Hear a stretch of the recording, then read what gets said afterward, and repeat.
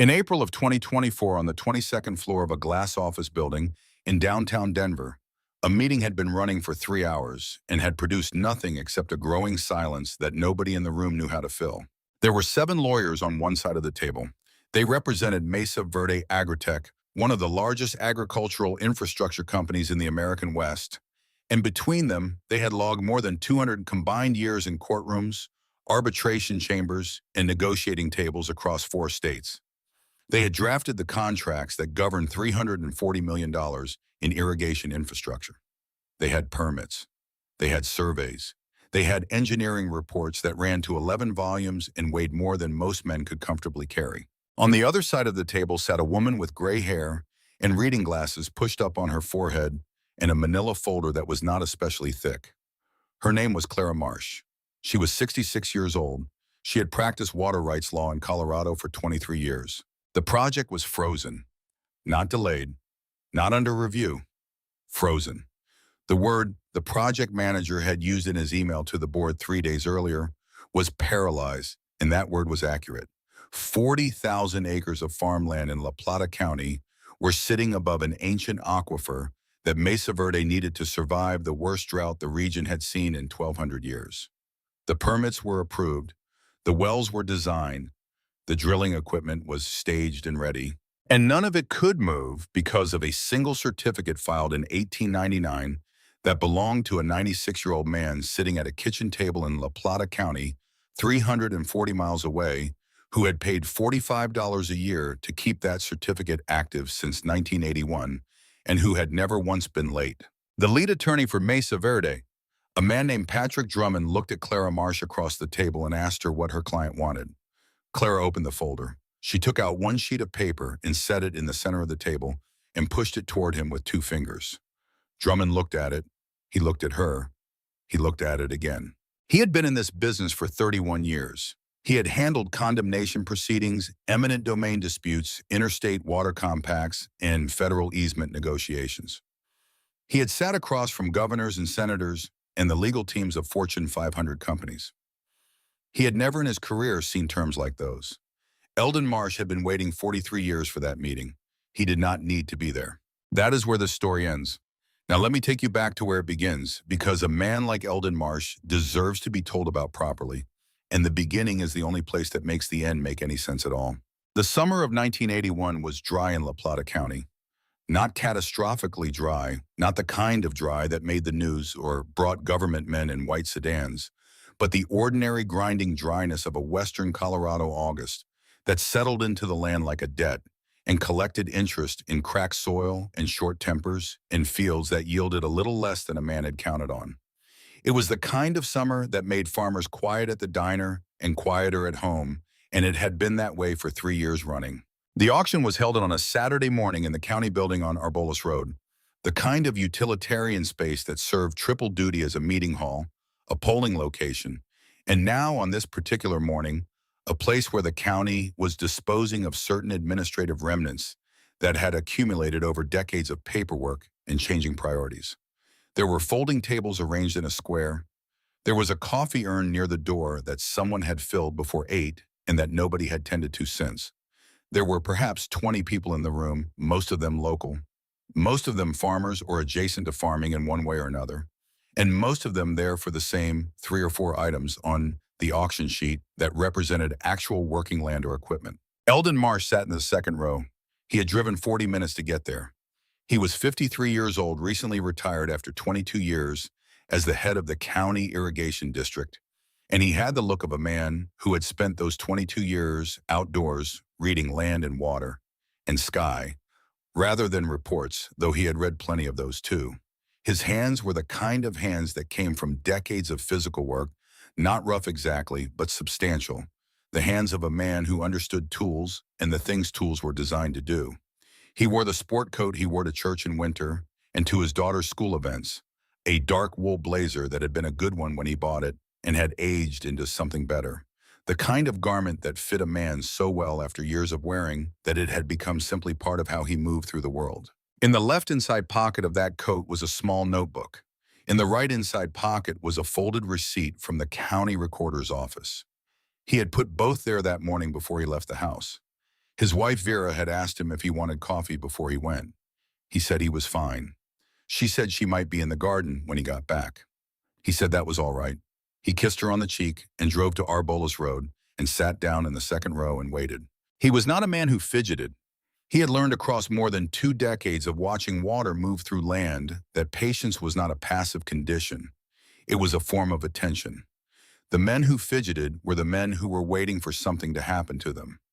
Eldon was not waiting for something to happen to him.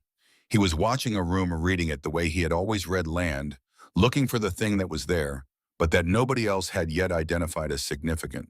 The auction moved through its morning inventory at the pace such things always move, which is to say slower than anyone who came for a specific item would prefer. There was equipment. There was a small parcel of county-held land with a drainage easement attached that generated a modest amount of interest in a final bid that satisfied nobody in the room. There was a mineral filing that nobody bid on at all. The auctioneer, a compact man named Gerald, whose real job was running the county assessor's secondary office, moved through each item with the professional neutrality of a man who had learned long ago not to editorialize. Then he read out the next item, County Water Record number 44-A, Certificate of Prior Appropriation originally filed October 1899, Dyer Creek and associated tributaries, La Plata County, Colorado. Senior water right first priority status.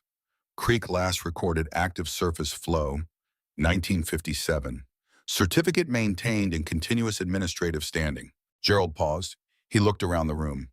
He said the county had determined the certificate was surplus to current administrative needs, which was a formal way of saying that nobody had known what to do with it for decades, and it had finally made its way onto an auction sheet.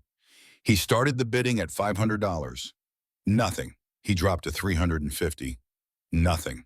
Across the room near the door by the empty coffee urn, a man named Vernon Gaines stood with his arms crossed and his weight on one hip. Vernon was 40 years old and managed the main branch of First Mesa Bank on the county seat's Main Street, a position he had held for 4 years and intended to hold as a stepping stone towards something larger, which in Vernon's understanding of the world meant regional management, which meant a bigger office in a bigger city with a better parking situation. He was a tall man with a good haircut and a Windsor knotted tie that was slightly too formal for a Saturday county auction, and he held a legal pad that he had brought for the 3 items of actual interest to the bank, all of which had already sold. He had stayed for no particular reason except that leaving felt like admitting the morning had been a waste. He looked at the certificate description on the sheet he was holding. He looked at Gerald, the auctioneer. He looked at the room. He said loud enough for the 8 or 10 people nearest to him to hear clearly that he wasn't sure what a man would do with a senior right on a creek that had been dry since Eisenhower was president. 2 of the people near him smiled. One laughed short and easy, the comfortable laugh of a man who appreciated a well-timed remark in a slow Saturday morning. Gerald dropped the opening bid to $200, then $150. Eldon Marsh raised his hand when the number reached $340. He did not raise it high. He raised it the way a man raises his hand when he is answering a question he has already thought through completely without hesitation, but also without performance. Gerald acknowledged him. He looked around the room for a counter. There was none. He looked at Vernon Gaines, who had turned to look at Eldon, taking in the sport coat, the age, the stillness of the man in the second row. Vernon said something. He said it across the room, directed at no one specifically, and therefore directed at everyone, which was precisely the effect he intended. He said it looked like Eldon had just bought himself the right to a dry creek bed in a county that had 17 of them already. He paused. Then he said what he considered the line. He said Eldon had just paid $340 for the right to drink dust. 3 people laughed. Not cruelly, the way people laugh at county auctions on dry August Saturdays when the coffee is gone and the bidding is slow, which is to say out of boredom and mild amusement and the particular comfort of agreeing publicly with the confident man in the room. Eldon did not turn around. He did not look at Vernon Gaines. He looked at Gerald, who brought the gavel down and announced the sale, and then Eldon stood and walked to the clerk's table at the front and signed the transfer form in his clear, unhurried hand. He paid in cash. He took the certificate and the receipt and folded them together into quarters and put them in the right inside pocket of his sport coat next to the notebook that was already in the left. He walked to the door. He passed within 6 feet of Vernon Gaines. Vernon was already looking at something else already composing in his mind, the story he would tell about the retired irrigation man who had spent his Saturday buying a dust certificate. A story that would be mildly funny at a dinner table that week and forgotten by the following Monday. Eldon Marsh said nothing. He did not need to say anything. He had known exactly what he was buying for 3 months before he bought it. And he had known for 3 months before that what it would eventually be worth. And he had known since he was a young man working his first season in the county water office that the single most consequential skill a person could have was the ability to understand something completely while everyone around them understood it not at all. He turned off the light on his way out because no one else was positioned to do it, and it seemed wasteful to leave it on. He drove home. Vera was on the porch with a glass of water and her reading glasses. She asked how it went. He said fine. She asked if he got what he went for. He said yes. She went inside to start lunch.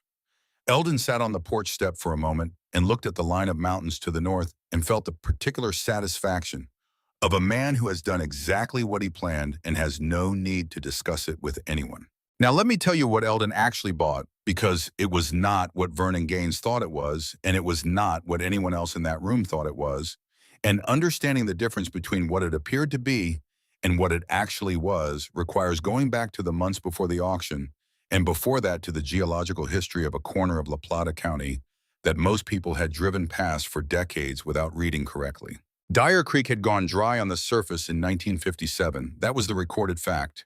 That was what the county maps showed, what the Water District reports noted, what anyone consulting official records would find.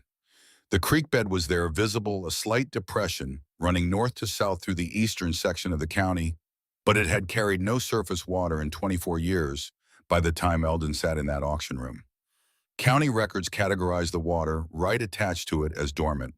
Administrative records showed continuous filing, which was technically required, but no one had reviewed those records with any serious attention in a long time. Eldon had reviewed them, not casually, methodically, the way he had always approached water, which was with the understanding that water did not disappear. It went somewhere.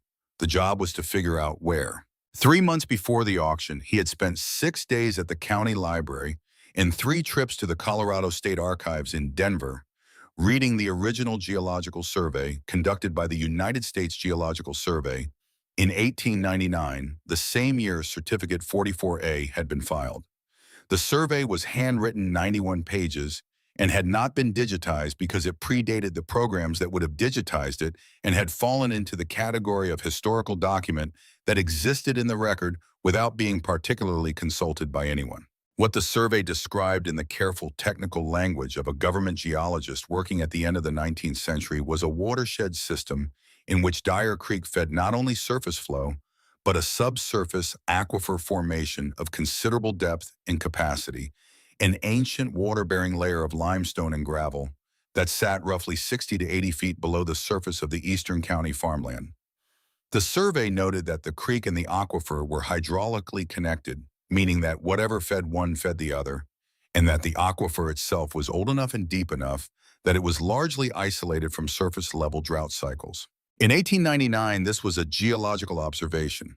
In 1981, sitting in the county library with that survey open on a wooden table under a fluorescent light that buzzed faintly every 12 seconds, Eldon Marsh understood it as something else. There had been a small seismic event in La Plata County in 1952. Not significant enough to cause structural damage, not the kind of thing that made a lasting impression on the county's collective memory, but documented in the state geological records Eldon had also pulled. A seismic event of that magnitude in that specific location along the geological formations the 1899 survey had mapped would have been sufficient to shift the subsurface drainage patterns. Not enough to destroy the creek's connection to the aquifer. Enough to redirect the surface expression of that connection downward. The creek had not died. The creek had gone underground. Eldon had written in his notebook in his clear economical hand, "The water did not leave, it went deeper. The right still governs it." And then below that, he had written the most important thing, the thing that transformed a geological observation into a 43-year strategy. He had written 1899, first in time, first in right. In Colorado, water law operates on a doctrine called prior appropriation. It is a system built not on proximity to water, not on property ownership, not on permits issued in living memory, but on the principle that whoever first put water to beneficial use has the senior claim, and that claim does not expire as long as the right is maintained. The certificate filed in 1899 for Dyer Creek and its associated tributaries was not just old. It was senior to every other water right in that part of the county. Every irrigation permit, every municipal allocation, every agricultural claim that had been filed in La Plata County in the 82 years between 1899 and 1981 sat junior to Certificate 44A.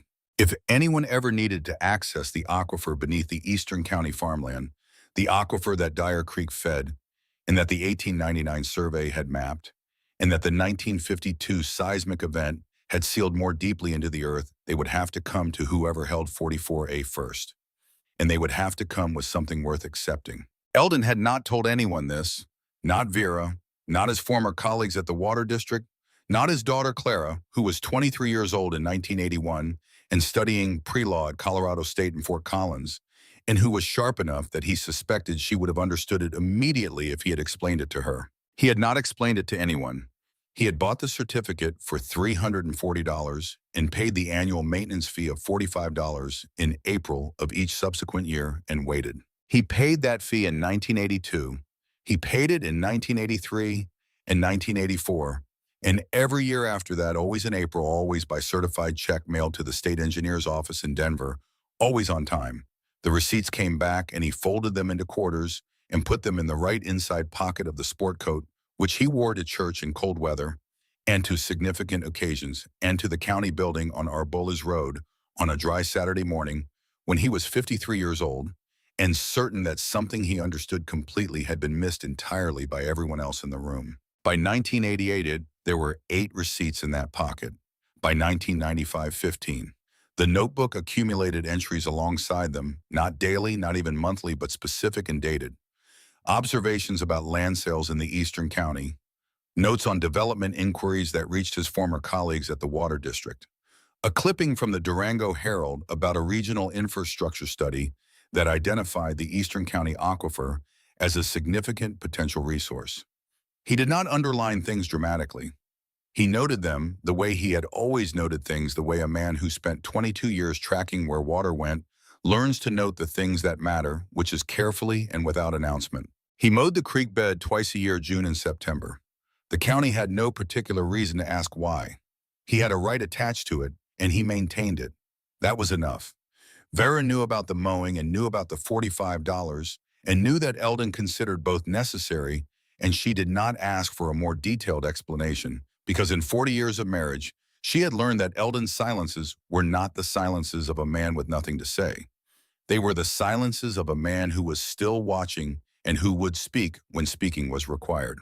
In the winter of 1994, a letter arrived from the state engineer's office. It was formal and measured and written in the careful language of bureaucratic inquiry, which is to say that it used many words to communicate a relatively simple threat. The office had received inquiries, the letter said, regarding the administrative status of certain legacy water certificates in La Plata County. As part of a review process, the office was requesting documentation of beneficial use for certificates not showing active surface diversion. Certificate 44A was on the review list. Eldon read the letter at the kitchen table on a Thursday evening in February. He was 66 years old. The notebook was open in front of him, and his hand rested flat on the page the way a man's hand rests on something he has been carrying for a long time. It was 11 at night. The kitchen was quiet. Outside, the wind was moving through the juniper trees along the fence line with the particular sound that February wind makes in the high country, which is less a howl than a sustained patient pressure. He sat with the letter for a long time. He was not afraid exactly. Eldon Marsh was not a man who frightened easily, and his understanding of water law was thorough enough that he was not without options.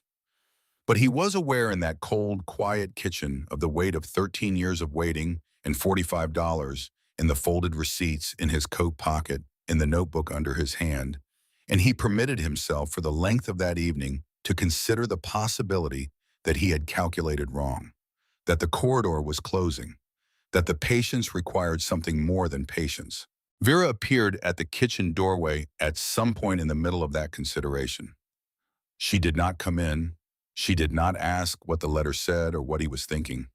She looked at him for a moment at his hand on the notebook and the letter beside it and the stillness that he wore like a second coat. Then she walked to the counter and poured coffee into a mug and set it down next to his hand within easy reach, and she turned and went back to the other room without saying anything at all. That was enough. It was not a small thing. It was the specific kind of support that does not offer an answer, because the person offering it knows that no answer is what is needed, and that what is needed is simply the presence of someone who trusts you enough to let you sit with a hard thing until you have worked it through yourself. The next morning, Eldon drove 6 hours to Denver. He had been preparing for this possibility since 1983, since the year after he bought the certificate, when he first identified the legal doctrine of constructive use and understood that maintaining a water right without active surface diversion was defensible under Colorado law if properly documented. He had the documentation.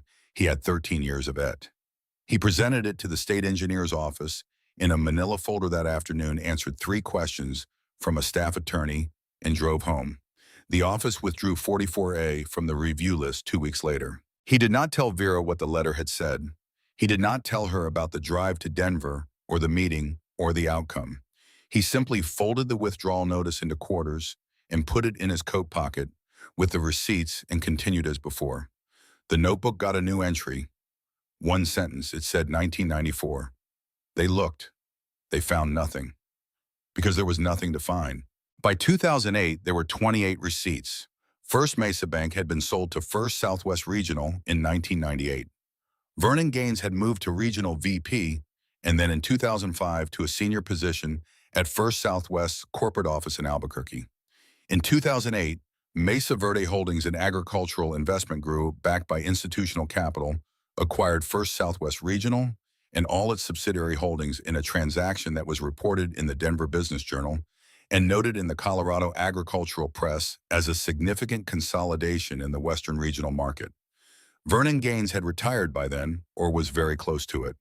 The bank that bore his management for years had passed through 2 sets of owners and was now part of something larger that had its own plans for the land it held. Eldon read about the acquisition in the paper.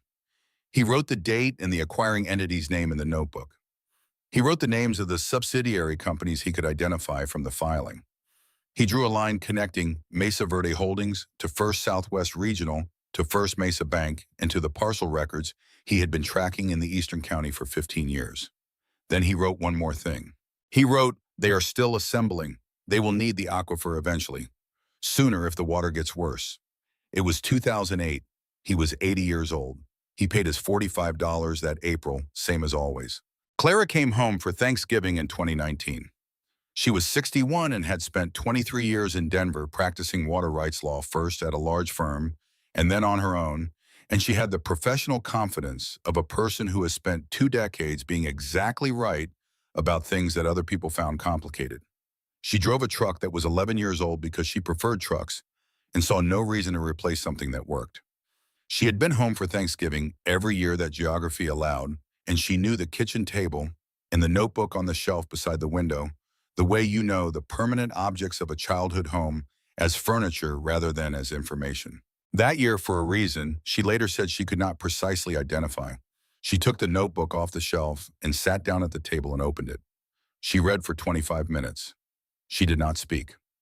Eldon sat across from her with a cup of coffee and said nothing, watching her read, with the patient attention of a man who has been waiting for a specific person to arrive at a specific understanding at whatever pace that understanding required.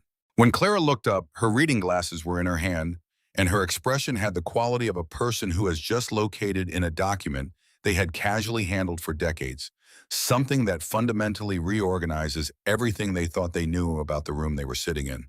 She said, "Dad, do you know what this means if they need this aquifer?" Eldon said he had known since 1981. She said, "And you never told anyone?" He looked out the window at the fence line and the juniper trees and the particular gray of a November sky over La Plata County. He said there had not been a need yet. Clara sat with that for a moment. She set the notebook down on the table between them. She looked at her father, 91 years old, hands still substantial, stillness still intact, coffee cooling in the mug he had not lifted in several minutes. She said, "Tell me everything." And he did, quietly, without drama, in the unhurried and specific language of a man who had been preparing this explanation for 38 years and had simply been waiting for the right person to sit across from him and ask. By the time the coffee was cold and the November light had shifted toward evening, Clara understood exactly what her father had built. She understood the 1899 survey and the 1952 seismic event and the subsurface hydraulics and the prior appropriation doctrine and the $45 and the receipts in the 1994 review and the notebook entries that tracked the consolidation of Eastern County land into a single corporate entity that was now in 2019 sitting on top of an aquifer it needed and did not yet know it could not simply take. She picked up her phone and looked at her calendar and made a note to pull the current Mesa Verde Holdings filing from the Colorado Secretary of State database when she got back to Denver. Then she closed the notebook and put it back on the shelf where it had always been. Outside, the juniper trees moved in the November wind. The mountains to the north held the last of the afternoon light on their upper faces.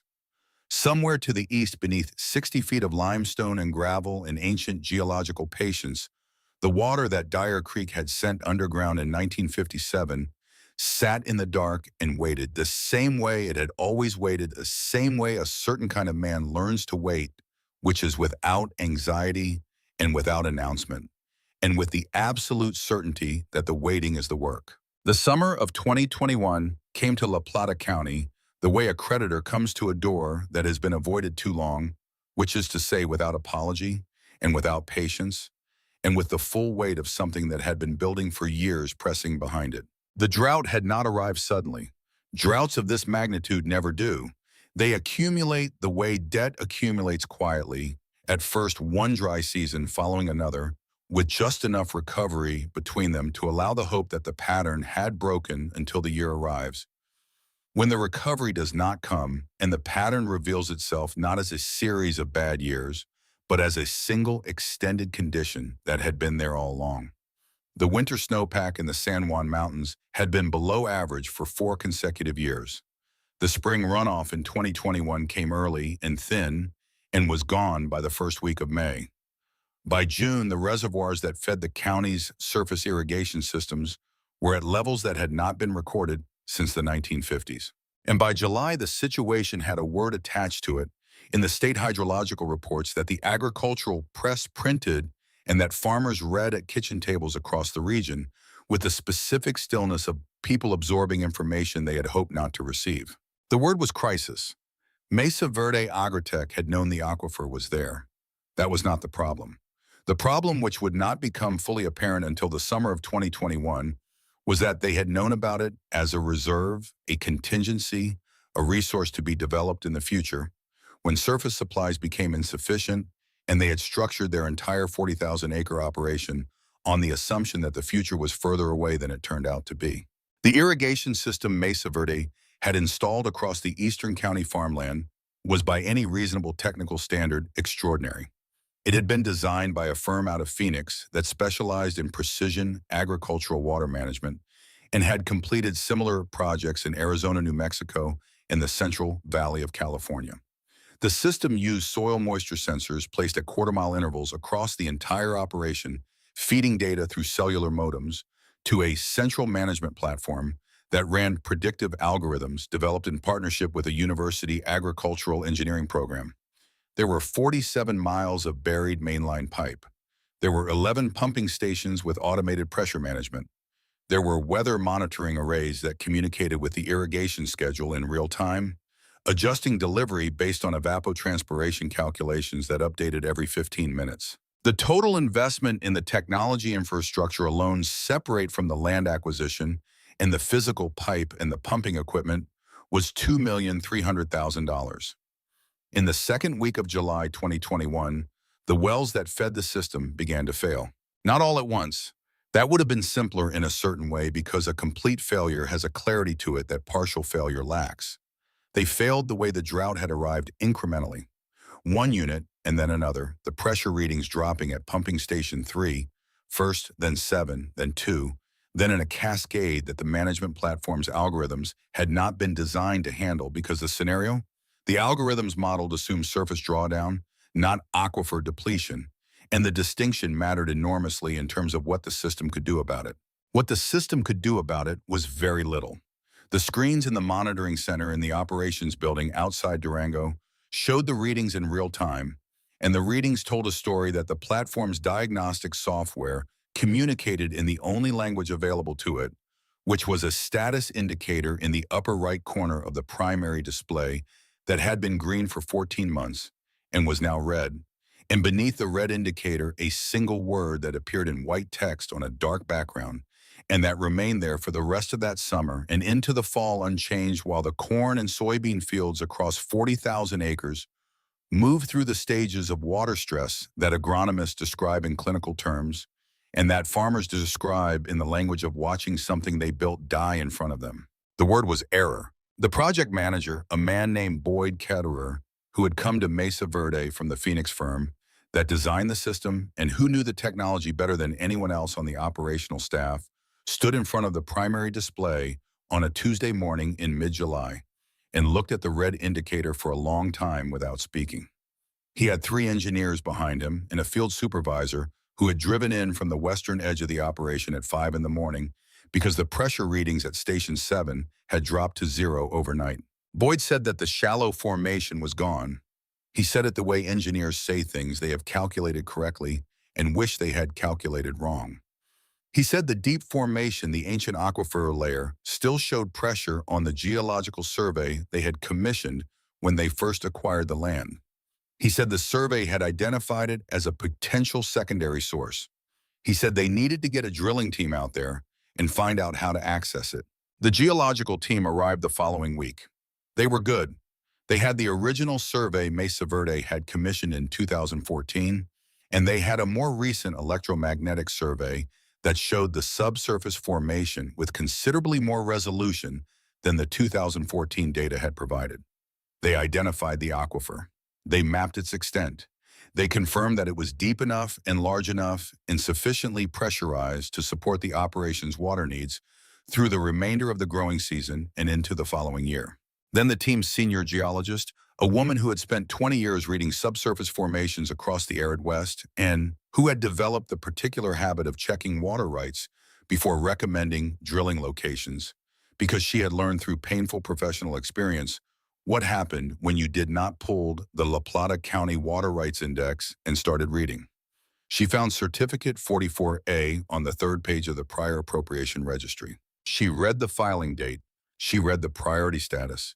She read the name of the current certificate holder, which the county record showed as Eldon R. Marsh, with an address in La Plata County, and she looked at the continuous maintenance record that accompanied the filing, which showed annual fee payments without interruption from 1981 to the current year. She set the document down on the table in the operations building and looked at Boyd Ketterer and told him they had a problem that had nothing to do with geology. Patrick Drummond received the call that evening at his home in Denver. He was the senior water rights attorney for Mesa Verde Agritech and had been with the company through 3 of its major land acquisitions and 2 of its regulatory disputes. And he had the professional temperament of a man who had handled serious problems before and expected to handle this one with similar efficiency. He asked the right questions. He listened to the answers. He pulled up the Colorado Water Rights database on his laptop while he was still on the phone and found 44A and read it with the focused attention his training required. Then he sat for a moment with the phone against his ear without speaking, which was not something he did often. The senior right was real. The maintenance record was unbroken. The priority date of 1899 placed it at the absolute top of the appropriation hierarchy for the entire watershed.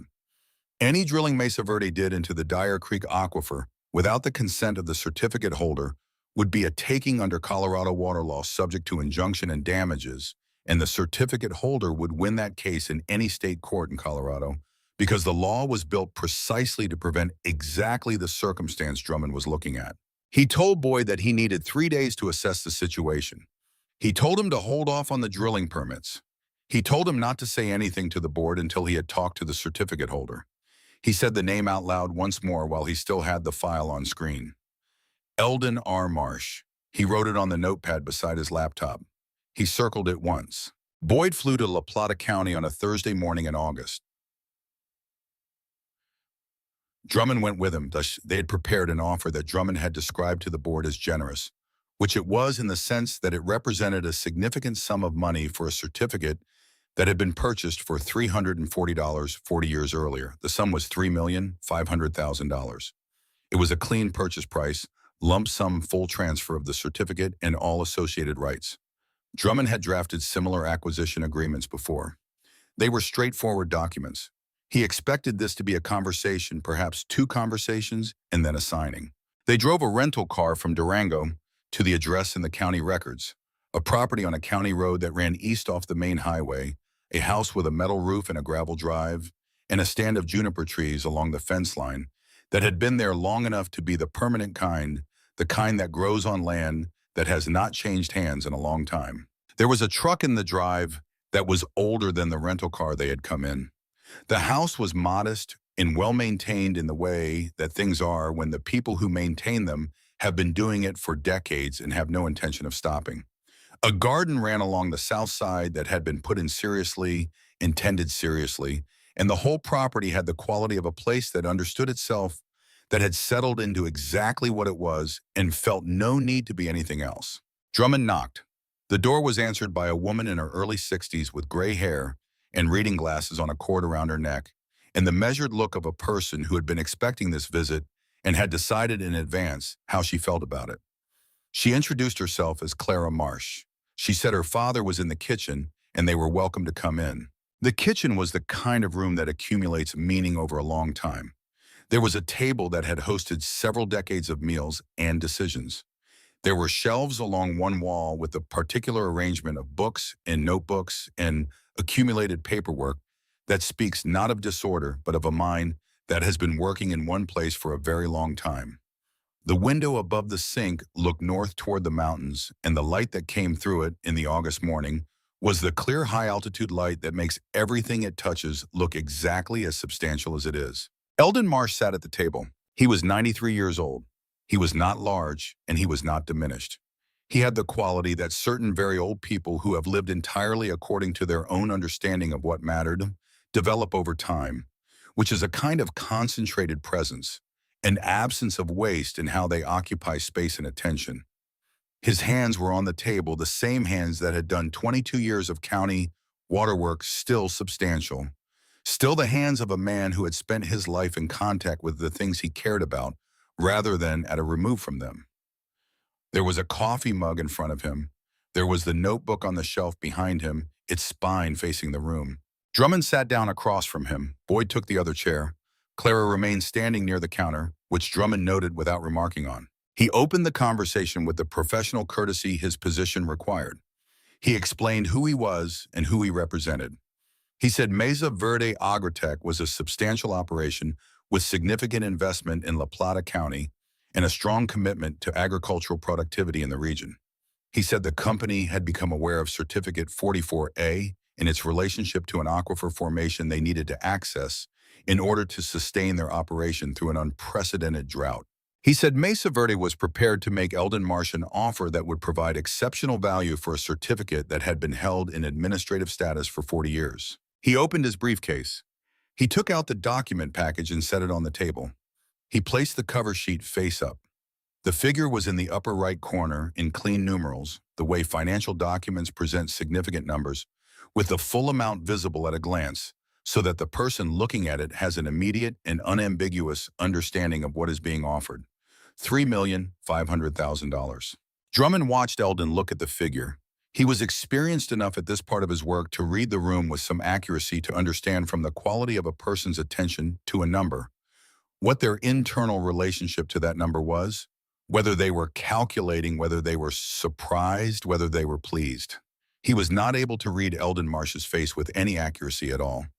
The old man looked at the figure the way he might look at a weather report for a county he did not live in. He looked at it for perhaps 4 seconds.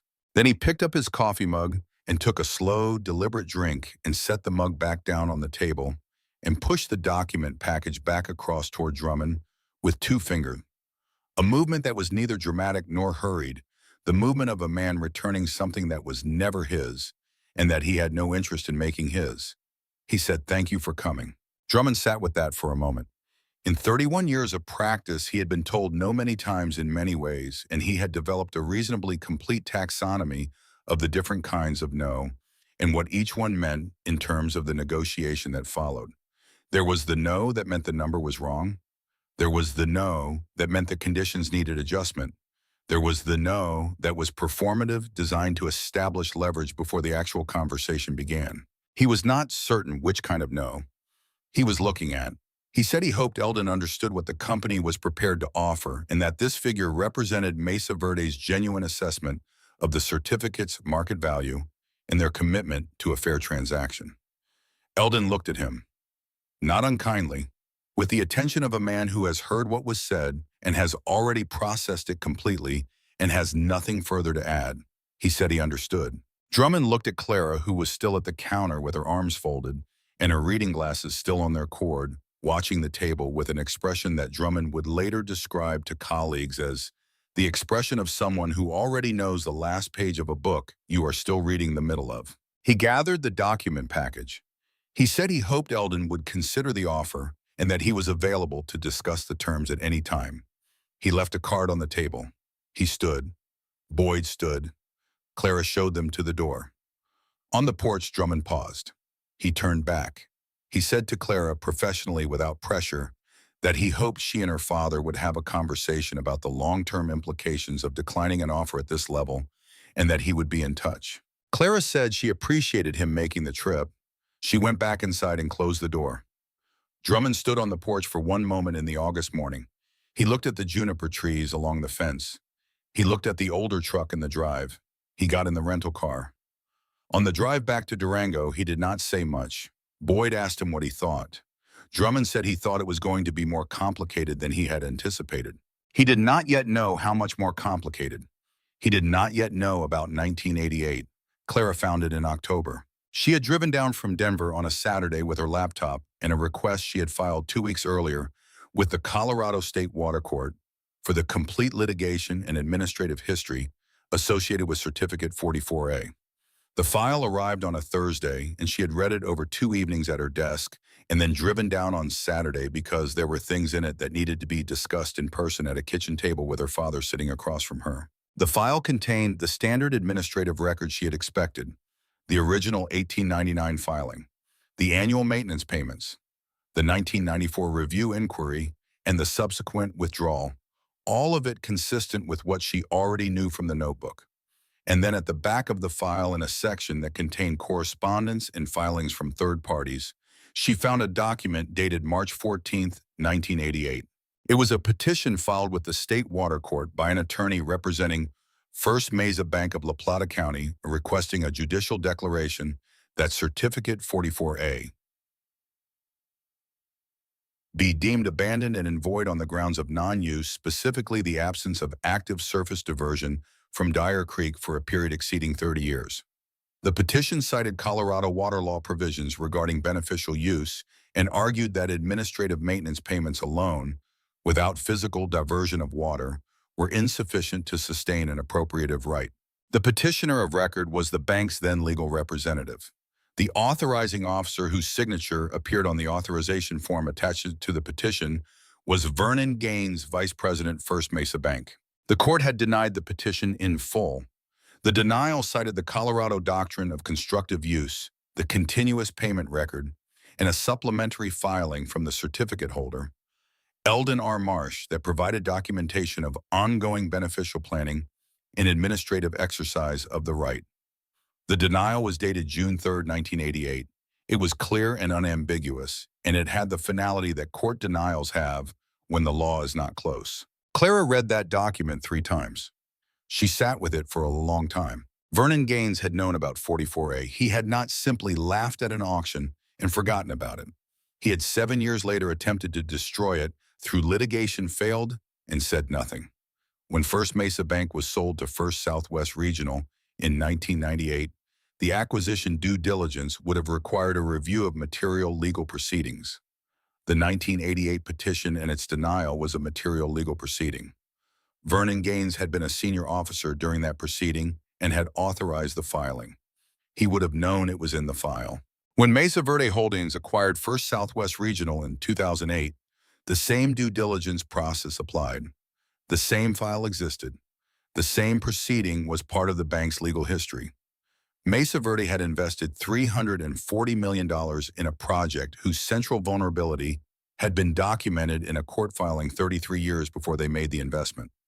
Somewhere in the chain of acquisition and disclosure, that information had not traveled with the asset.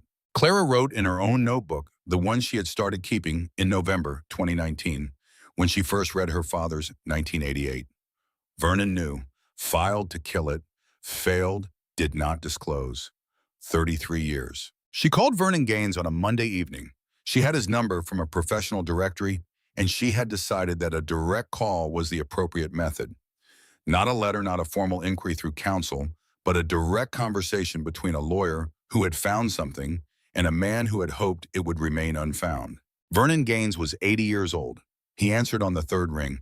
His voice had the quality of a man who had been retired for several years and had settled into a life in Durango that involved less professional pressure and more mornings at his own pace, and who was not expecting this call. Clara identified herself. She said she was the daughter of Eldon Marsh and that she was calling in her capacity as a water rights attorney regarding Certificate 44A in La Plata County. She said she had obtained the complete state water court file. She said she was looking at the 1988 petition. There was a silence on the line that lasted long enough that Clara checked to confirm the call was still connected. Vernon said he was not sure what she wanted from him. She said she was not calling to ask for anything. She said she was calling because she wanted him to know she had found it and that she intended to use it, and that she thought it was appropriate that he hear that from her directly before he read about it somewhere else.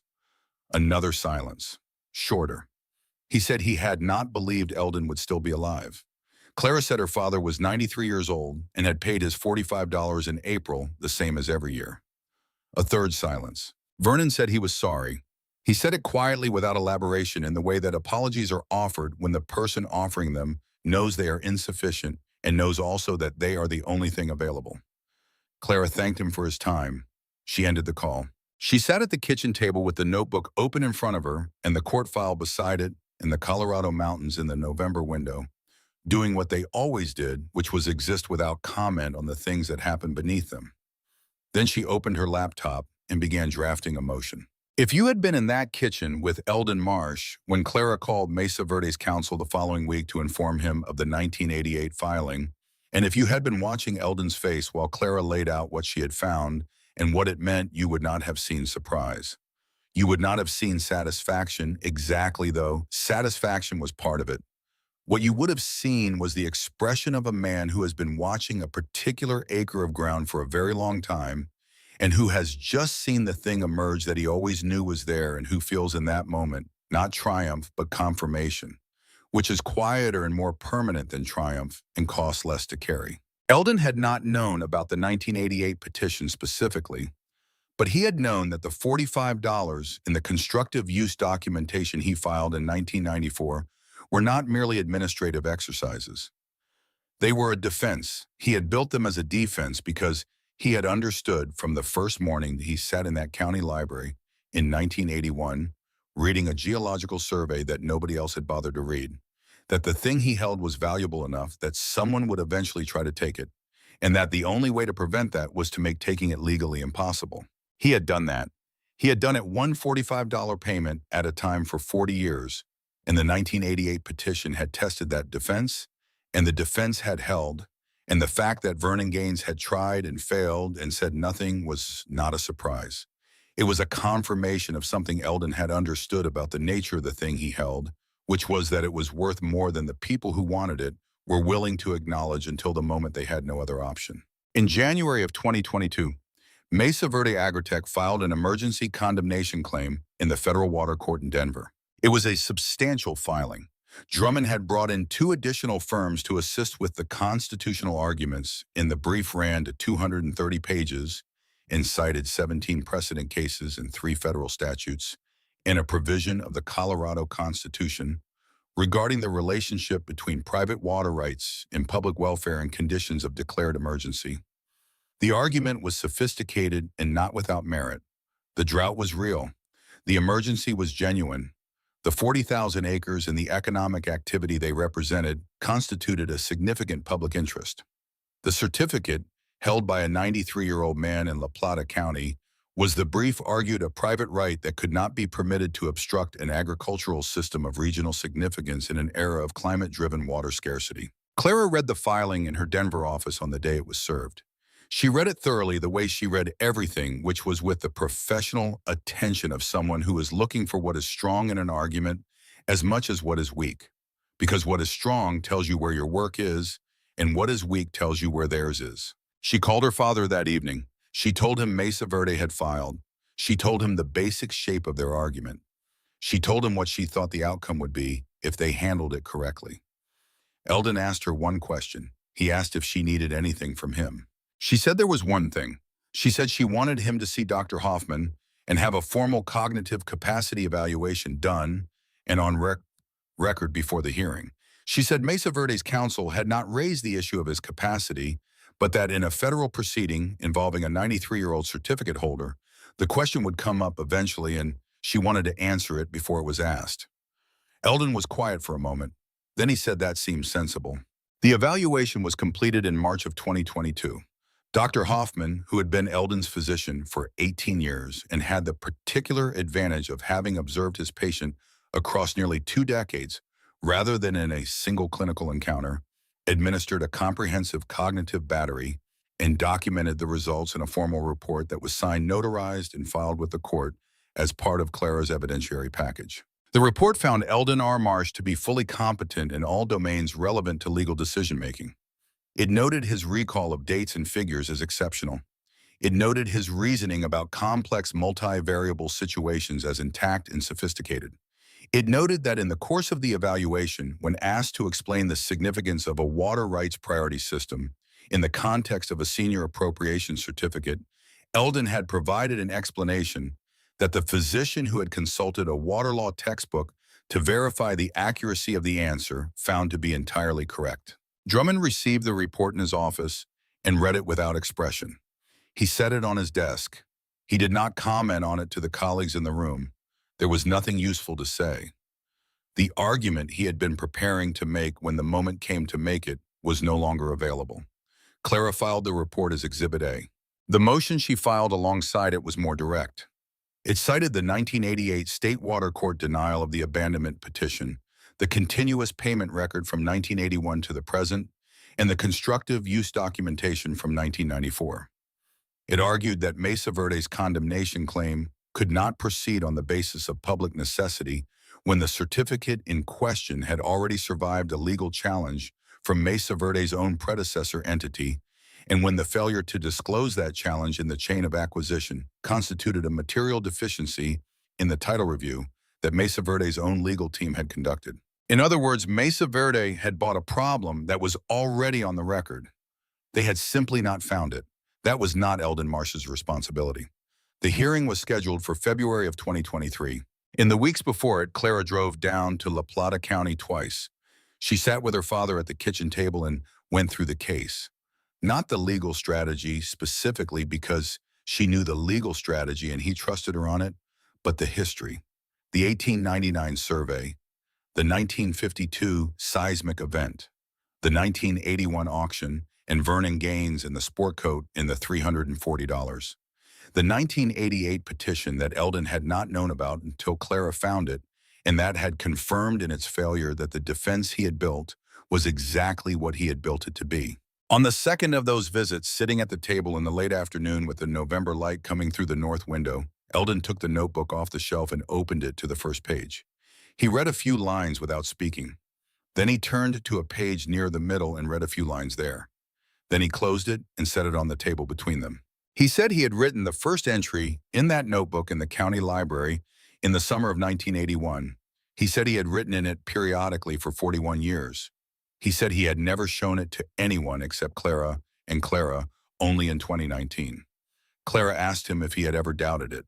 if there had ever been a time across those 41 years when he had considered that he might have read it wrong. He was quiet for a long time. The November wind moved through the junipers outside. The coffee in his mug had gone cool. He said yes. He said once, he said, the winter of 1994 when the letter came from the state engineer's office, and he sat at that table at 11 at night and permitted himself to consider that possibility. He said he had sat with it for the length of that evening and then driven to Denver the next morning and filed the documentation and not thought about it again. Clara said nothing for a moment. Then she asked why he had not told her about that. He said there had been nothing to tell. He said he had sat with it and then he had handled it, and it had not needed to be a story about doubt. He said it had simply needed to be something he did. Clara picked up the notebook and held it for a moment. She set it back on the shelf where it had always been spine-facing the room. She drove back to Denver the next morning. She had a hearing to prepare for, and the preparation was going to take everything she had, and she intended to give everything she had because the man who had sat at that table for 43 years, keeping a notebook and paying $45 a year, and building a defense so thorough that it had survived every challenge that had been brought against it, deserved representation that was equal to the patience he had shown. Outside the La Plata County property, the juniper trees moved in the December wind. The mountains to the north were white above the timberline. Somewhere to the east, beneath 60 feet of limestone and ancient gravel, the water that Dyer Creek had sent underground in 1957 sat in the dark in the same formation it had occupied for centuries, governed by a piece of paper filed in 1899 that a 53-year-old retired irrigation man had bought for $340 on a dry August Saturday, while a man in a Windsor knotted tie stood by the coffee urn and laughed. The water did not know about the laughter. The water did not know about the $2 million management system showing error in the operations building in Durango, or the emergency condemnation filing sitting in the federal water court in Denver, or the 7 lawyers on one side of a conference table and the gray-haired woman on the other. The water simply waited, the way it always had, the way certain things do when they are old enough and deep enough and properly held, when the right hands have kept the right papers in the right pocket for long enough, that what remains is not patience in the ordinary sense, but something closer to geology, something that has absorbed time so completely that time no longer operates on it the same way it operates on everything else. The hearing was in 6 weeks. Clara was ready. The notebook was on the shelf. The 42 receipts were in the coat pocket. Eldon Marsh was 94 years old, and he had been ready since 1981. The Federal Water Court in Denver occupies the 4th floor of a building on Curtis Street that was designed with the particular institutional gravity that federal buildings in the American West carry, a seriousness of stone and proportion that communicates without words that the things decided inside it have weight and consequence, and that the weight and consequence are not accidental but deliberate, built into the structure, the way water rights are built into the land invisibly and permanently, and with the full force of law behind them. On a Wednesday morning in February of 2023, Clara Marsh arrived at that building at 7:45 minutes before the hearing was scheduled to begin. She carried a leather bag that was not new and a manila folder that contained 3 documents and nothing else. She wore a dark suit and her reading glasses on their cord, and the particular expression of a person who has prepared so thoroughly for something that the preparation itself has become a form of calm, not the absence of awareness, but its fullest presence, every contingency already considered, every response already formed the mind, no longer working to be ready because it simply is. She took the elevators to the 4th floor. She found the courtroom. She sat at the respondent's table and opened the manila folder and looked at the 3 documents inside it for perhaps 30 seconds. Not reading them, she knew them completely, but orienting herself to them, the way a pilot runs through instruments before a flight that has been planned to the finest detail. Then she closed the folder and set it on the table in front of her and looked at the room. Mesa Verde's team arrived at 8:15. There were 6 of them, Drummond and 5 additional attorneys from 2 firms, and they came in with the organized efficiency of a legal team that has prepared a substantial case and knows it's setting up materials at the far table with the practiced movements of people who do this regularly and well. Drummond acknowledged Clara with a professional nod across the room. She returned it. What neither Drummond nor anyone on his team had known until the previous Thursday, when the filing appeared in the court's electronic docket at 4:47 in the afternoon, was that there would be a third party at the table that morning. The Attorney General of the state of Colorado had filed a motion to intervene as amicus curiae in the Mesa Verde condemnation proceeding. The motion was 58 pages.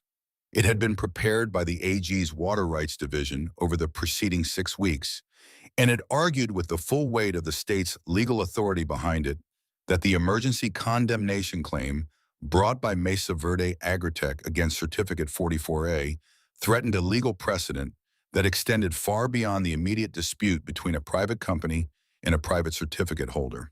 Colorado was at that time in the 8th year of a multi-state compact litigation with Nevada and Utah over the allocation of Colorado River water resources, a case that had worked its way through the federal system to a point where the question of how Colorado's prior appropriation doctrine was recognized and enforced under federal law had become central to the state's legal position. The 1899 filing date of Certificate 44A made it one of the oldest continuously maintained senior rights in the La Plata County system. If a federal court voided that certificate under emergency condemnation without the state's ability to assert the primacy of its own water law framework, the implications for Colorado's argument in the compact litigation were in the assessment of the AG's office potentially severe. The state did not intervene to protect Eldon Marsh specifically. The state intervened to protect the doctrine. But the effect was the same. The respondents' table now held not only Clara Marsh and her manila folder, but the full legal apparatus of the Colorado Attorney General's office, 3 additional attorneys, and the institutional authority of a state government that had decided for its own reasons that this particular 43-year-old certificate needed to survive. Drummond read the intervention filing on Thursday evening and called 2 of his partners and spoke to each of them for a long time. When he was done with the calls, he sat at his desk for a while without picking up the phone again. He had managed the condemnation claim as a dispute between a major agricultural corporation and an elderly private citizen, which was a manageable frame. He was now managing a dispute between a major agricultural corporation and an elderly private citizen and the government of the state of Colorado, which was a different kind of case entirely. The kind of case that has a different kind of ending. The judge assigned to the matter was a woman named the Honorable Ruth Becker, who had served on the federal water court for 11 years after 14 years in state water law practice, and who was known in the legal community that worked this particular terrain as someone who read the documents, herself all of them, and who had a low tolerance for arguments that mistook sophistication for substance. She entered at 8:58, and the room stood and settled, and she arranged her materials and looked at the tables and said they would begin. Drummond presented Mesa Verde's case for 47 minutes. It was a competent presentation. He established the drought conditions with precision, citing state hydrological data and the federal emergency designation for La Plata County water resources. He established the scale of the agricultural operation and its economic significance to the region. He presented the engineering analysis of the aquifer and the operational necessity of accessing it. He argued the constitutional framework for emergency condemnation of private property rights in the service of documented public need, citing the relevant federal statute and 3 supporting precedents. He did not mention 1988. He could not mention 1988 without mentioning what 1988 revealed, which was that his client's predecessor entity had attempted to destroy the very right they were now seeking to condemn, had failed and had not disclosed the attempt or the failure in the acquisition process. That information was already in the record because Clara had put it there.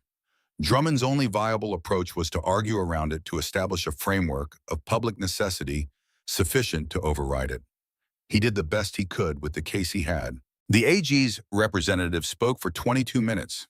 She established the state's interest without drama and without excess. She made the compact litigation implications clear. She said the state's position was that a senior water right maintained in continuous administrative good standing for over a century could not be voided by condemnation without a legal standard that the current claim did not meet, and that meeting that standard would require the court to create a precedent that would have consequences for Colorado's water law framework well beyond this proceeding. Then it was Clara's turn. She stood. She opened the manila folder. She took out the three documents and set them in a line on the table in front of her. The first was Certificate 44A, the original, filed October 1899, La Plata County, Colorado. The paper had aged to the color that old official documents acquire, a warm cream that is not quite yellow. And the text was typewritten in the style of the period, precise and formal, and absolutely unambiguous about what it granted and to whom and with what priority.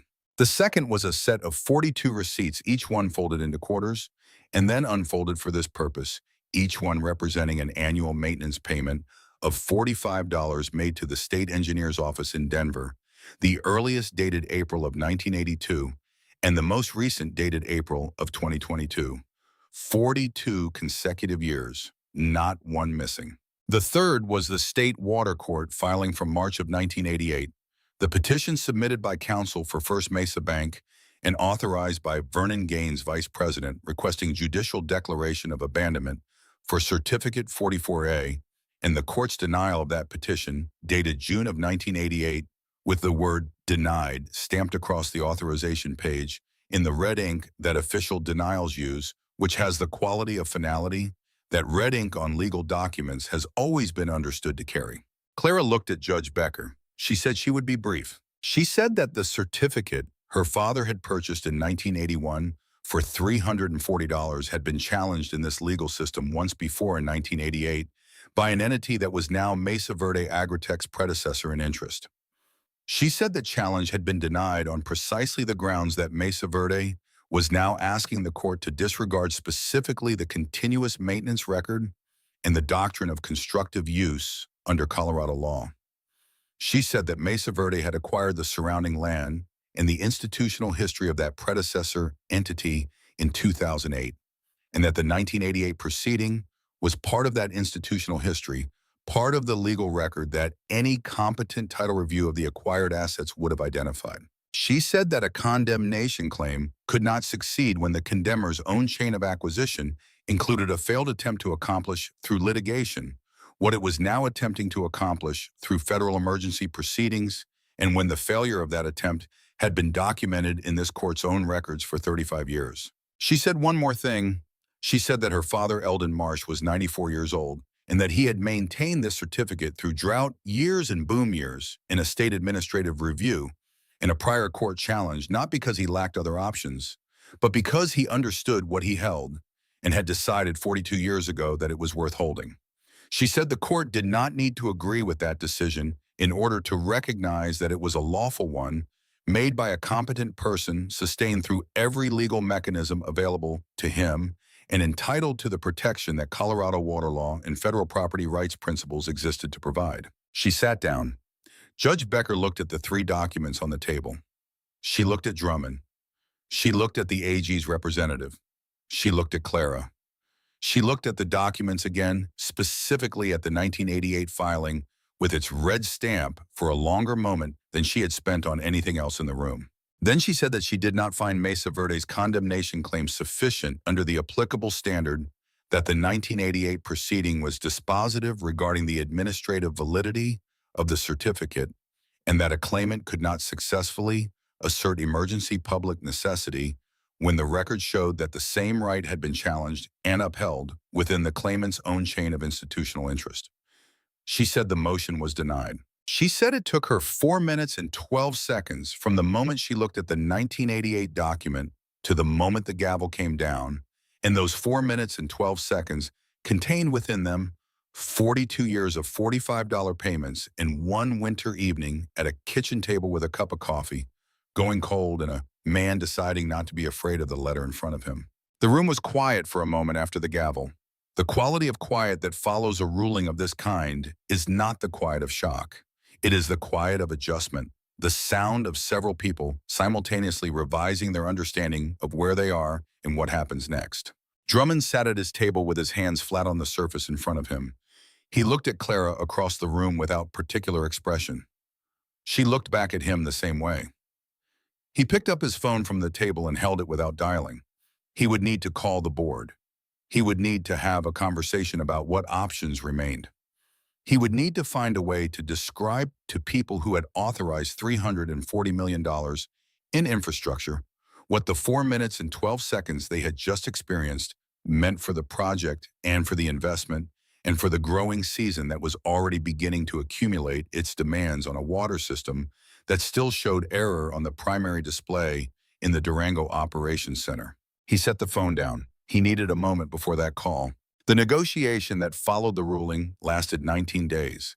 It happened in conference rooms and over telephone calls and through the exchange of draft documents that moved between Clara's office in Denver and Drummond's office in Denver and the Mesa Verde corporate offices in Scottsdale, where the board had convened a special session to address what the project manager's latest report described with the clinical honesty that documents prepared for boards sometimes achieve as a fundamental reassessment of the project's water acquisition strategy. Mesa Verde's first offer after the ruling was a lump sum purchase of $4,200,000 full transfer of Certificate 44A and all associated rights. It was more than the original $3.5 million, and it was offered with the efficiency of a company that had been told no once in a courtroom and had revised upward accordingly. Clara called her father that evening. She told him the number. Eldon was quiet for a moment. Then he said he remembered what he had written in the notebook in the fall of 2003, the evening after the first serious offer, when a different lawyer from a predecessor entity had sat at the kitchen table and left without asking what was in the notebook, which was the single most consequential error that a lawyer had made, because what was in the notebook was this. He told Clara to open her copy of the notebook to the page he was referring to. She did. The entry was dated September 2003. It was written in the same clear economical hand as every other entry, the hand of a man who had learned to write legibly in an era when legibility meant something and had never unlearned it. It said in full, "If they come with money, the answer is not money. The answer is time.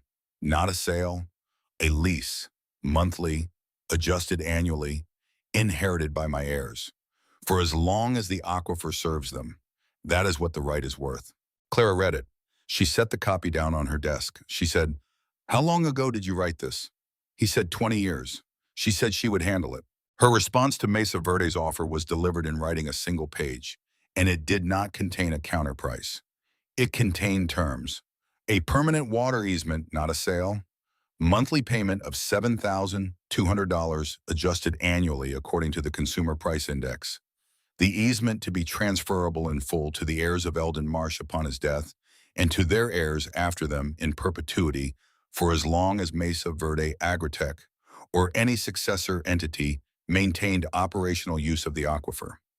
Additionally, Mesa Verde to contribute $1,800,000 to the Dyer Creek Watershed Restoration Fund, an entity to be established under Colorado nonprofit law and governed by a board of trustees appointed by the Marsh family, with the mission of supporting water conservation and agricultural sustainability programs in La Plata County. Drummond read the terms in his office and then read them again. He called two of his partners. He called the project manager in Durango. He called the board chair in Scottsdale and spent 40 minutes on the phone explaining what a perpetual easement meant in terms of the project's long-term financial modeling and what the alternative was, which was another growing season without access to the aquifer, which the project manager had assessed as potentially catastrophic for the operation's viability. The board chair asked if there was another option. Drummond said he had looked at every option available. He said the certificate was valid. The ruling was clear.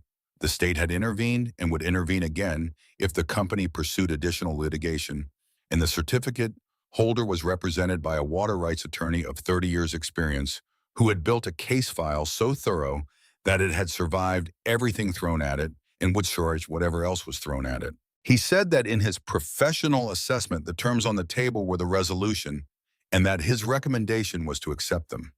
The board chair asked him to say that again. He said it again. The objections came on day 7, day 11, and day 14 of the negotiation. The inflation adjustment was objected to. The perpetual inheritance clause was objected to. The Watershed Restoration Fund was objected to with particular intensity because it represented money flowing out of the company into an entity controlled by the Marsh family with no direct operational benefit to Mesa Verde. Clara's response to each objection was the same. It was not negotiable. On the 15th day, Drummond called her directly. He asked if there was any term she was willing to discuss. She said she was willing to discuss the payment schedule for the Watershed Fund contribution, specifically whether Mesa Verde preferred to make it in a single payment or in 3 annual installments. He said that was the only flexibility she was offering. She said yes. He was quiet for a moment. Then he said he would call her the following morning.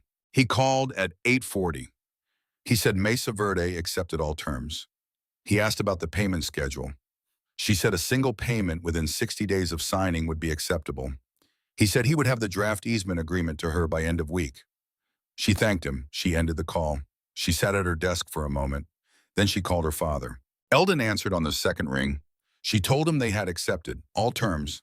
He said all right. She said the monthly payments would begin in April, same month as the maintenance fee. He said he had thought it might work out that way. She said she would drive down the following week and they would go over the agreement together before signing. He said that sounded good. He asked if Vera was needed for anything. She said no, just him. He said he would have coffee ready. The signing was held at the La Plata County Clerk's office on a Friday morning in April of 2024. The clerk's office occupied a room in the county building on Arboles Road, the same building where the auction had been held in August of 1981, though the interior had been renovated twice since then, and the room where the auction had taken place was now a record storage area and looked nothing like itself. Eldon wore the sport coat. It was the same coat, the dark wool blazer that had been a good one when he bought it and had become over 43 years of significant occasions, simply part of how he moved through the world.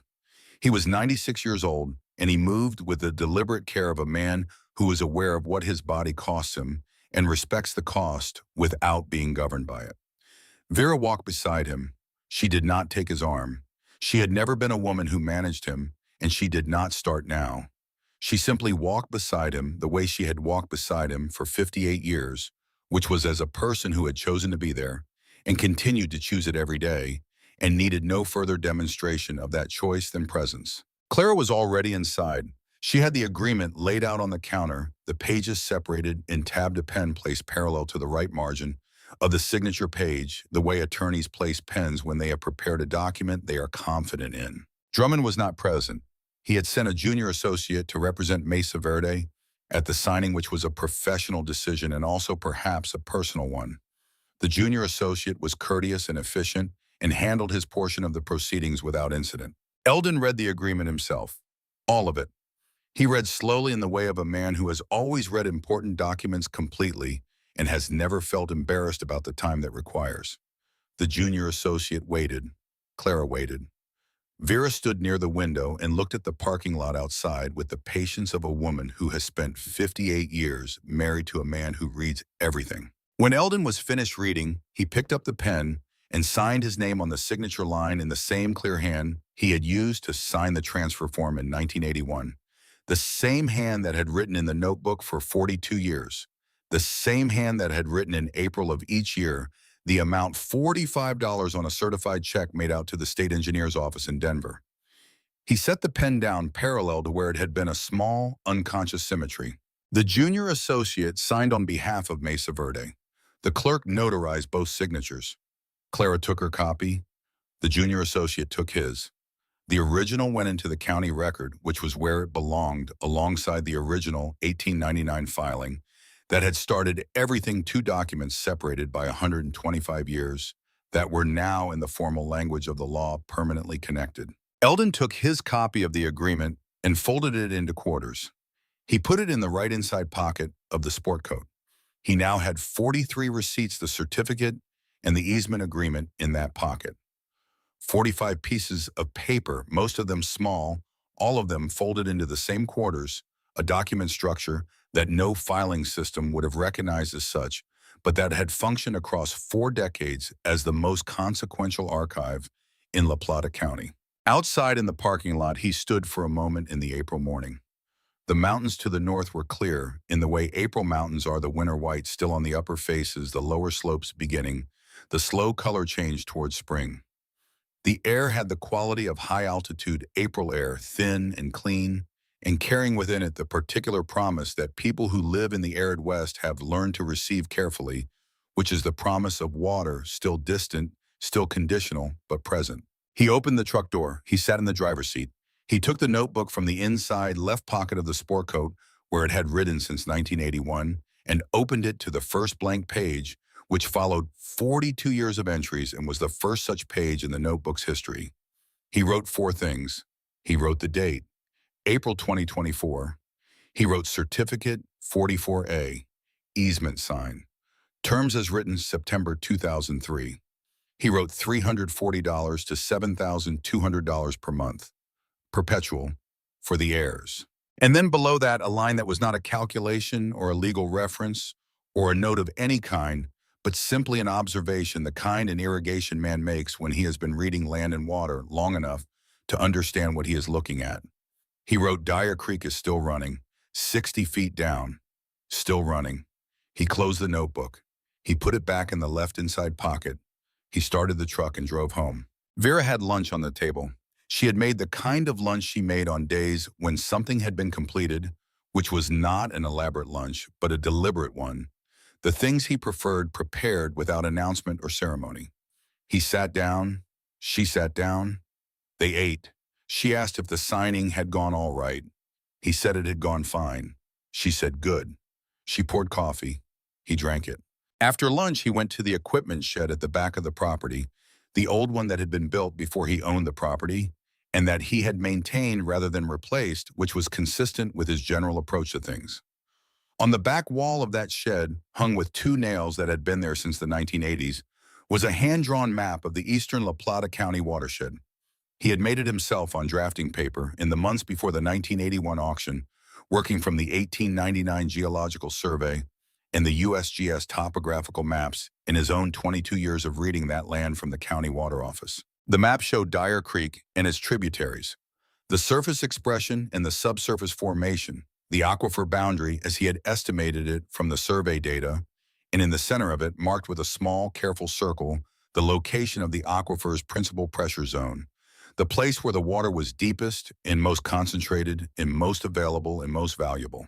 The place that Mesa Verde's geological team had identified in the summer of 2021 as the source they needed, which was the same place Eldon had marked on a map in a shed in La Plata County in 1981, and looked at every few years for the next 4 decades without telling anyone where it was. He looked at the map for a long time. He did not take it down. He had made it for a purpose, and the purpose had been fulfilled, and it belonged where it was, which was on the wall of the shed where he had put it, part of the permanent inventory of the place. He turned off the shed light and went back to the house. Vera was reading in the other room. He sat in his chair near the window. The mountains to the north were doing what they always did in the late afternoon, holding the light on their upper faces while the valley below moved into shadow, a daily transaction between elevation and sun that he had watched from this chair for 40 years and that had never been less than worth watching. Clara called that evening at 7. She said the first payment from Mesa Verde would be processed in May and would deposit directly to the account they had set up. She said the watershed fund paperwork would be finalized in 3 weeks. She said the junior associate had called her after the signing to say that Drummond sent his regards, which was a professional courtesy, and nothing more but which Claire had noted because it was the kind of thing you note. She said one more thing. She said she had been thinking on the drive back to Denver about the notebook. She said she had been thinking about the entry from 1981, the first one, the one he had written, in the county library on a wooden table under a fluorescent light that buzzed every 12 seconds. She said she had been thinking about a man who sat alone with a 91-page geological survey written in 1899 and read it completely and understood what it meant, and then drove to an auction and bought a piece of paper that everyone in the room thought was worthless and drove home and had coffee and did not tell his wife what he had done or why he had done it. She said she had been thinking about what kind of person does that. Eldon was quiet for a moment. Then he said he thought it was the kind of person who had spent 22 years learning to read what water does when nobody is watching it. He said the water had been doing the same thing for a long time. He said he had simply read it correctly and then had the patience to wait for the moment when reading it correctly mattered. Clara said she thought that was probably the most accurate description of what he had done. He said he appreciated her handling the legal part. He said he was aware that his plan required a lawyer at the end, and that the lawyer needed to be the right kind, and that she was the right kind. She said she had learned from a good source. He said goodnight. She said goodnight. He set the phone down on the side table. The house was quiet in the way houses are quiet when they have held a lot of living and are resting now, the particular quiet of a place that has been the site of 40 years of mornings and evenings and meals and decisions and conversations and silences. The quiet that is not emptiness, but accumulation.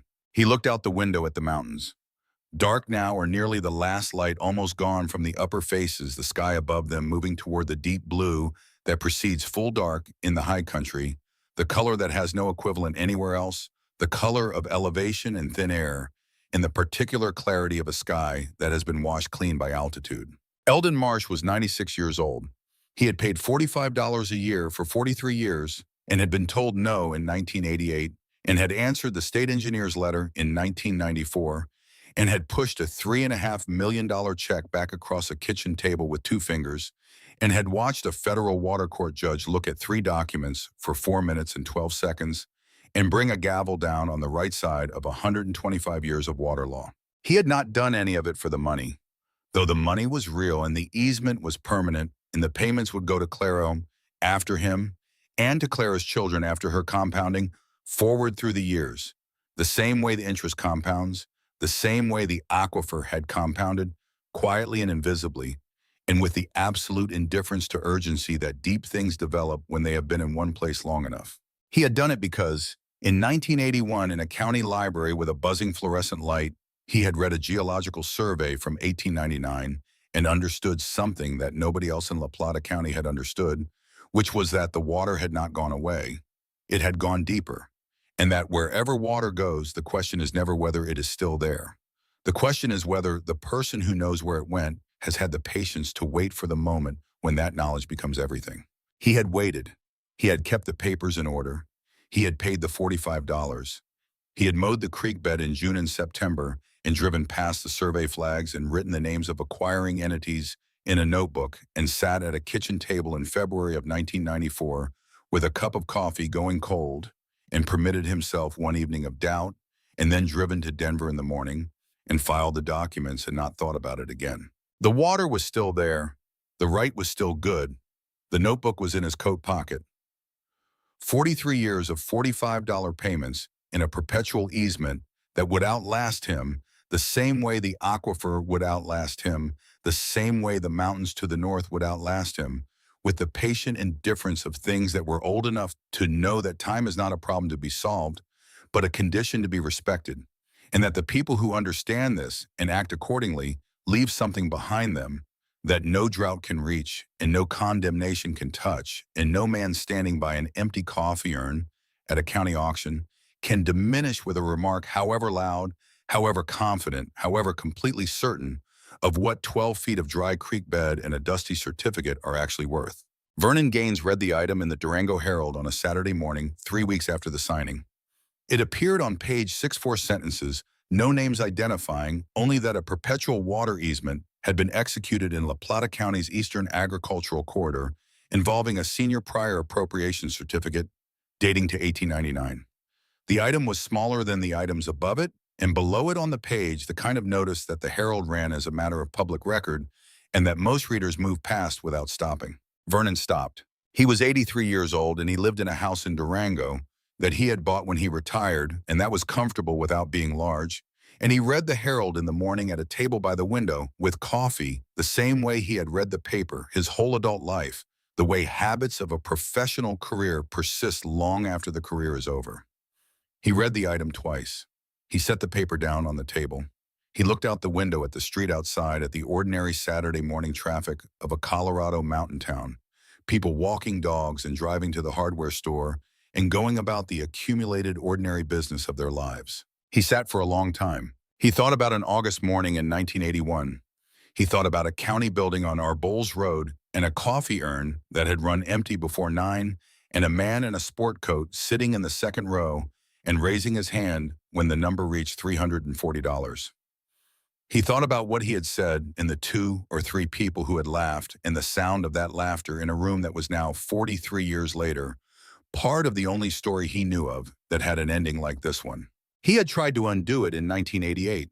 He had filed the papers and made the argument, and the court had denied it, and he had not said anything to anyone, and had told himself it did not matter because the old man would sell eventually, or the right would lapse eventually, or something would eventually make the whole situation resolve itself in a way that did not require him to account for the error he had made on an August morning when he was 40 years old, and certain he understood something that a retired irrigation man in a sport coat did not.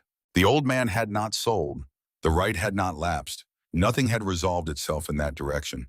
The only resolution that had come was the one on page 6 of the Durango Herald on a Saturday morning, 4 sentences, no names of perpetual easement executed in the Eastern Corridor, and Vernon Gaines sitting at a table by a window, understanding at 83, with the particular clarity that comes when there is nothing left to misunderstand, that the man he had laughed at in 1981 had been right about everything and had known he was right about everything and had needed nothing from Vernon Gaines except to be left alone to wait for the moment when being right would pay $7,200 a month for the rest of his heirs, lives, and beyond. Vernon picked up the paper. He folded it closed. He set it on the table beside his coffee cup. He did not say anything to anyone because there was no one to say anything to, and because what would be said did not improve anything and did not change anything and served no purpose that Vernon could identify except to make explicit in words what the silence already contained completely. Some things do not need to be said to be understood. Some lessons do not need a witness to be complete. Vernon Gaines sat at his table by the window in Durango and looked at the street and understood something that it had taken him 43 years to fully understand, which is that a man standing by an empty coffee urn at a county auction who laughs at the price another man pays for a piece of paper he has read more carefully than anyone else in the room is not demonstrating knowledge. He is demonstrating its absence. And the distance between those two things, between the laugh and the silence, 43 years later, is not a mystery. It is a measurement of patience, of attention, of the particular kind of faith that is not religious but geological, the faith of a man who pressed his hands against the land long enough to know what was underneath it, and then had the discipline to wait until the world needed what only he had taken the trouble to find. In La Plata County on that same Saturday morning, Eldon Marsh sat on the porch step in the April sun with a cup of coffee and looked at the mountains and listened to the juniper trees along the fence line doing what they always did, which was exactly nothing, which was exactly enough. The $45 fee was no longer due. The notebook had its first new entry in 42 years. The coat pocket held 45 pieces of folded paper, and the weight of them was the same weight it had always been. Not heavy, not light, just present, the specific gravity of things that have been carried correctly for long enough that they have become simply part of how a man moves through the world. Somewhere to the east, 60 feet below the surface of the county, he had spent his life reading the water that Dyer Creek had sent underground in 1957, moved through limestone and ancient gravel, in the unhurried way that water moves when it has been in one place long enough to know exactly where it is going.